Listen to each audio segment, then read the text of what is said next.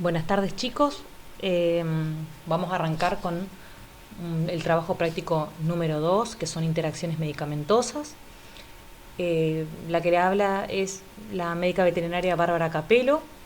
Para los que no me conocen, soy la que hice el video de las vías de administración en el equino y en el bovino. Algunos ya más o menos me conocen. Les voy a dar a todas las comisiones juntas, cosa que no pasa seguido, pero bueno, los chicos de mi comisión son las 5. Vamos a arrancar para que ustedes puedan tener una idea, por lo menos con una explicación breve de las interacciones, para que puedan hacer el práctico un poquito más sencillo y que lo podamos entender entre todos.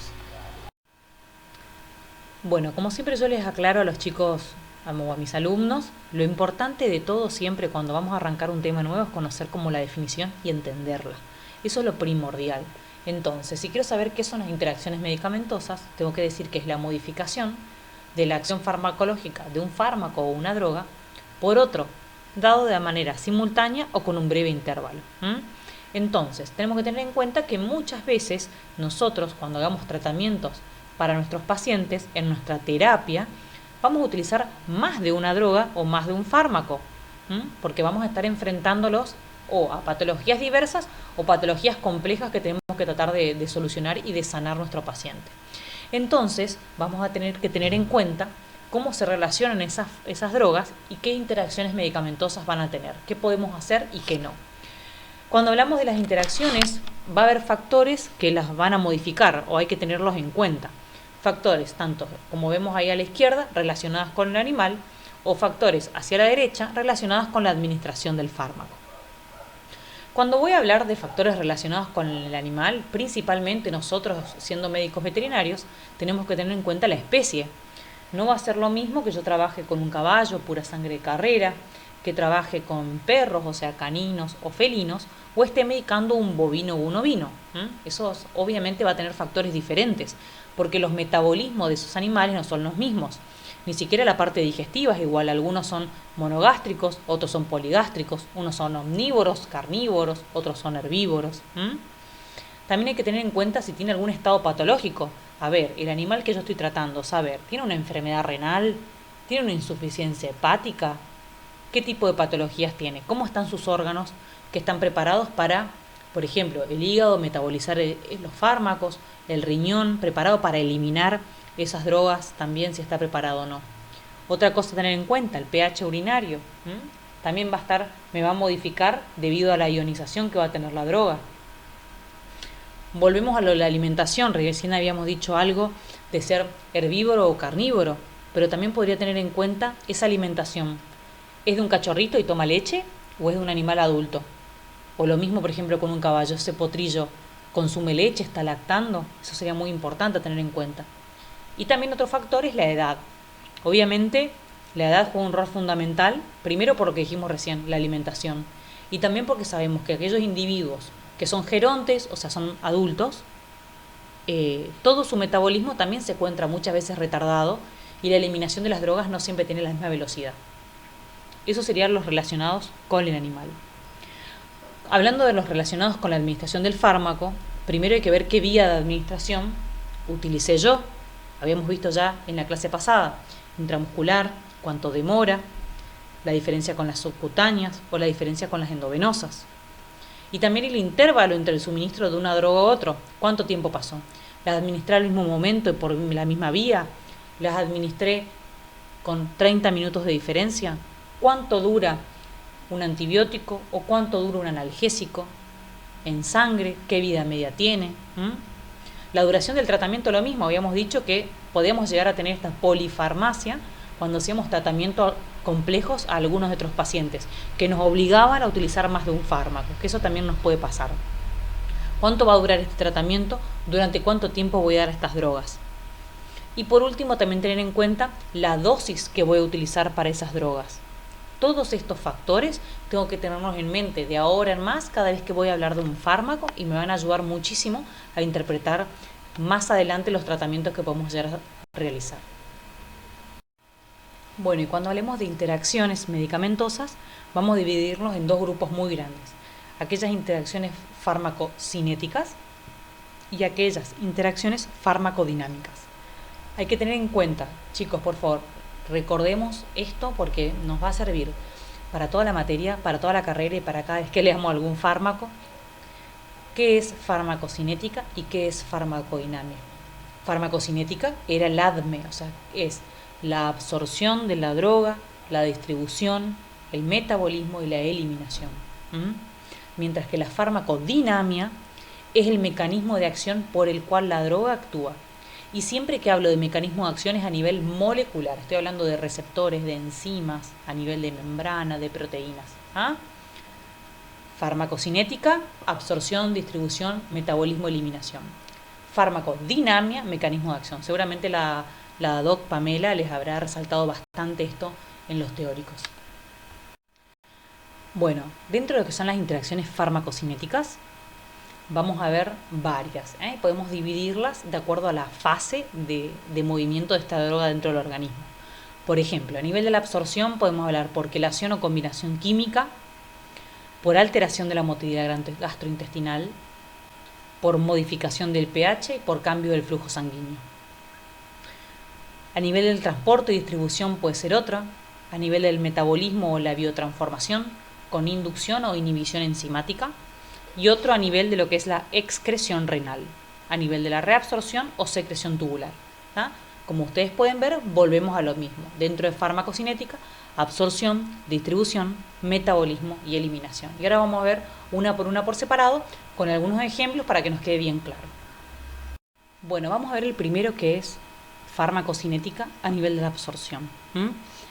Bastante aburrida mi diapositiva, el problema es que no los puedo cambiar, así que lo hubiera puesto en otro momento un poquito más de dibujos, pero bueno, vamos a ver más adelante eso.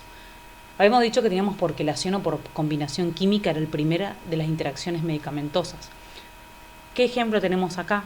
Por ejemplo, el consumo de algunos cationes bivalentes como el calcio, el magnesio, el aluminio o el bismuto pueden quelar o formar quelatos con las tetraciclinas. ¿Qué son los quelatos? Son como precipitados.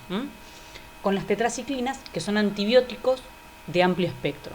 De esta manera reducen su absorción y por ende, si yo no puedo absorber el antimicrobiano, no voy a tener mi efecto que quiero.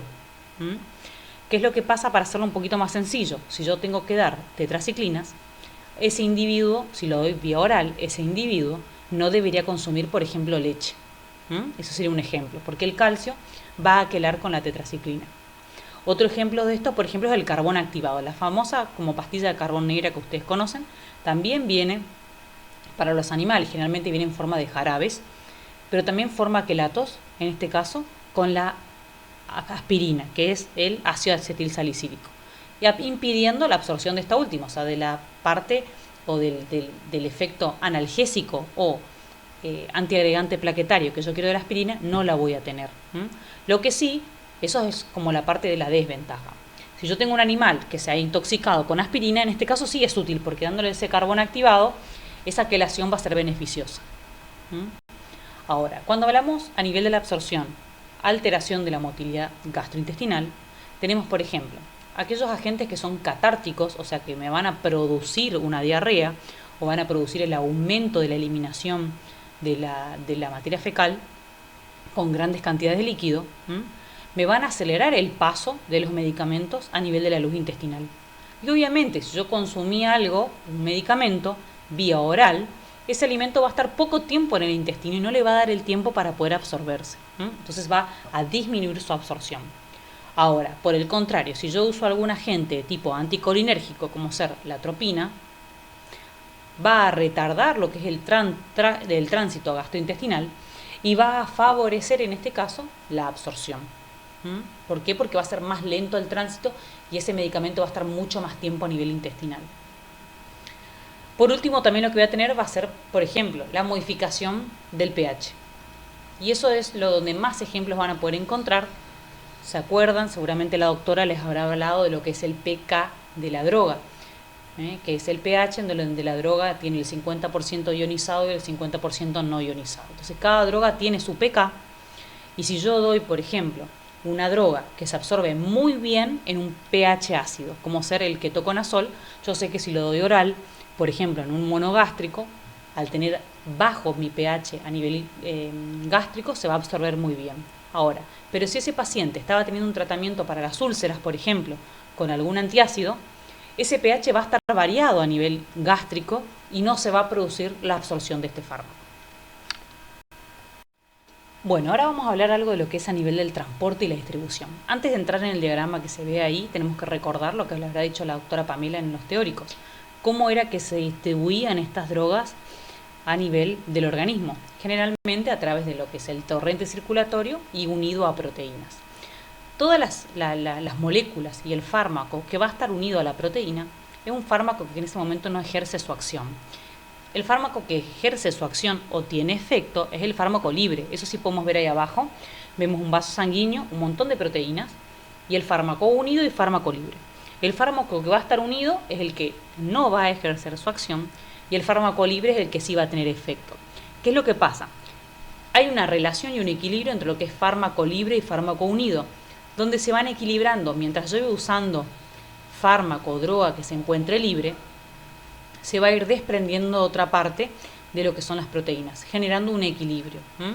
¿Qué es lo que va a pasar cuando hablamos de interacciones medicamentosas? O sea, si yo administro 2 o más medicamentos juntos que pueden llegar a tener mayor afinidad con estas proteínas, y entonces, ¿qué es lo que va a hacer? Va a desplazar a una de estas drogas de las proteínas plasmáticas, quedando mayor fracción libre, o sea, va a romper ese equilibrio. Si me queda mayor fracción libre, lo que va a producir es un efecto exagerado del efecto que yo quería. Hay que tener en cuenta eso, o sea, va a haber un desplazamiento de la unión proteica, que lo que va a hacer incrementar la concentración de la droga libre, con lo que el efecto farmacológico aumentará proporcionalmente. Cuando nos referimos al nivel del metabolismo o la biotransformación, tenemos que tener en cuenta que la mayoría de las drogas, el metabolismo de ellas se produce a nivel del hígado. Ahora, ¿en qué parte del hígado? Dentro de las células, o sea, dentro de los hepatocitos, en la membrana del retículo endoplasmático, se encuentra una proteína, son oxidasas de función mixta, que son dependientes del citocromo P450, que es podemos verlo ahí en la imagen. ¿Qué es lo que va a pasar con las interacciones medicamentosas? Podemos tener drogas que produzcan una inducción enzimática o drogas que produzcan una inhibición enzimática. ¿A qué nos referimos con esto? Inducción enzimática prolongada va a estar acompañada por una hipertrofia de este retículo endoplasmático liso y rugoso del hepatocito, donde se encuentra el sitio de la síntesis enzimática del microsomal. Entonces va a haber un mayor metabolismo de la droga y por ende la acción o el efecto de esa droga se va a ver reducido, porque se va a metabolizar muy rápido. Esta inducción enzimática puede ser directa o autoinducción, por ejemplo, lo puede producir el fenobarbital o la difenidramina, o sea, ellos mismos inducen al aumento de la producción de este tipo de síntesis enzimática microsomal, y el efecto que producen va a ser reducido en tiempo más que nada. También puede ser un poco en efecto, pero si no más que nada en el tiempo, porque lo van a procesar muy rápido el hígado. O puede ser cruzada o una heteroinducción, que si yo doy fenobarbital, produce que se metabolice más rápido, por ejemplo, la rifampicina, que es un antibiótico. Eso sería otro ejemplo. Y también tenemos lo que sería la inhibición enzimática, o sea, sería todo lo contrario. La inhibición del metabolismo de una droga por otra, o sea, va a hacer una inhibición enzimática.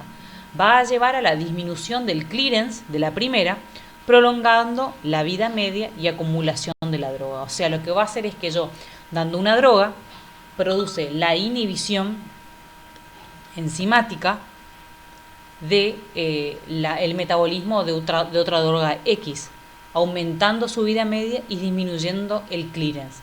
Por ejemplo, ahí tenemos la cimetidina, que es un antiácido, junto con la teofilina, que es del sistema respiratorio.